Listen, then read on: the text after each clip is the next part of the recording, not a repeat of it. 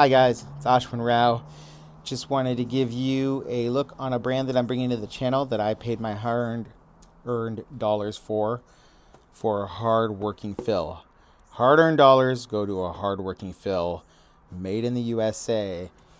Hardworking Phil is the product line from Marcel Marsan, who is one of America's most well-recognized shoemakers and shoe instructors.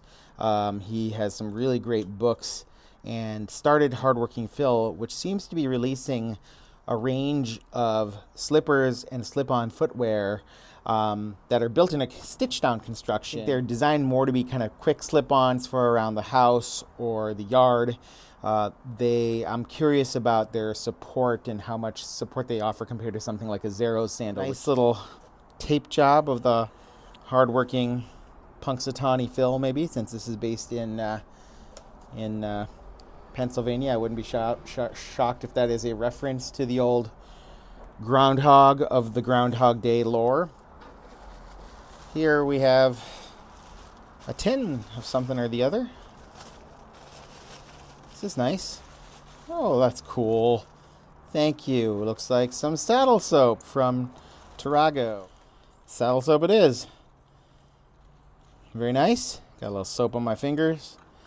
Looking forward to seeing how this Tarago compares to Fibings, which is what I have usually used. Also cool that there is a single, looks like a single bag with the Hardworking Phil made in like a burlappy, almost linen-like material. Feels natural with the Hardworking Phil logo on there. And let's take a look. This is a new makeup that should be supple. Feels fairly supple. Fairly hard edges though, so I'm going to be curious how those wear. You can see the reverse side of that leather right here, that raw side. And Hardworking Phil. Stitch down construction, almost like a little mini monk strap sandal here with a single monk style fastening here and then the strap right there. Branded with the Hardworking Phil logo as we see right there.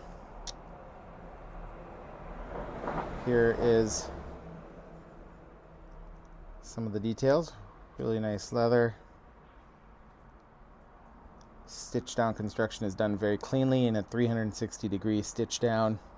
So no welt on this bad boy, just a stitch down leather to the midsole, or I guess you can call that the midsole, and then a rubber bottom. This does not have any arch support, but it does have some what feels like foam padding underneath this leather here.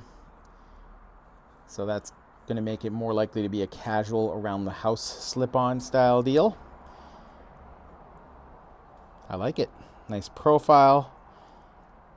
The rubber is made by Walk Base, so not the Vibram material, but Walk Base. And that's one pair. Here's the second of this pair. Cool that we have this made in the USA. Clearly they take pride in USA-based manufacturing. This leather is a beast. This is thick. This is like work boot style leather thickness.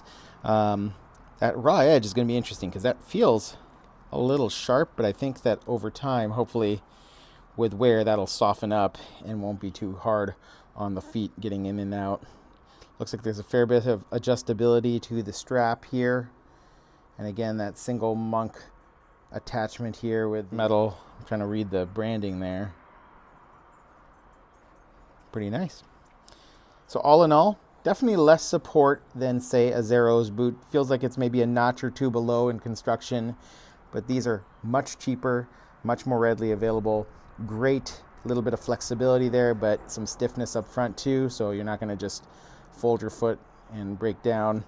I think this will be great around the house slip-on. So excited to start to break these in, wear these around the house, and see where the journey takes me. So for 100, 120, 130 bucks, I don't know that you could get a nicer piece of high quality, full grain, veg tan, leather, hand done, stitch down makeups for any lower of a price, and even made in the USA. So congrats to Marcel and his team. I'm looking forward to seeing where this journey takes me. Hope you're all doing well. Take care and goodbye.